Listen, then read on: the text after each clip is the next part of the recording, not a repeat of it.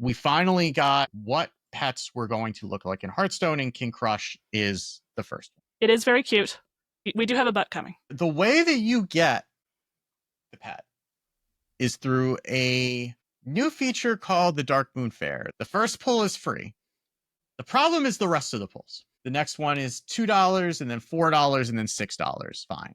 But they escalate more and more. The ninth one costs $30. The 10th one costs $50. And if you're going to pull 10 times, it's going to cost you a total of $158 USD, which is a lot of dollars. It probably wouldn't be okay, but it might be better if all of the pulls were equally weighted, which they are not. So they disclose on a separate page the odds of you getting the pet on your first pull for free are 0.1%.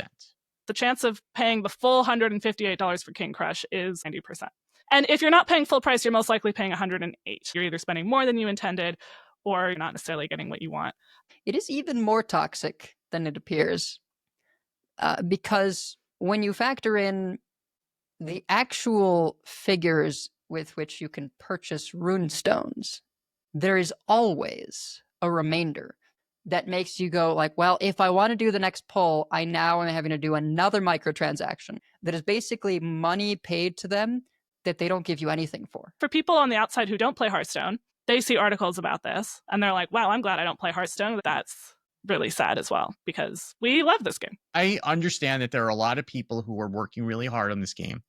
And if nobody pays them, we're not going to have a game, right? This destroys all that. They are not saying in that article that it is going to cost you $158 to pull 10 times. Generally, when they're selling things or they're changing the way that it's working, like, we can understand from like a business perspective, like, again, may not be happy about it, but we could kind of understand and justify it. There's no justifying this. There is none. It makes it a lot harder for someone like me to give them the benefit of the doubt when they start changing something economic. Like, this is blatantly deceptive. It is very rare that I will say to the audience of the show, do not buy this thing.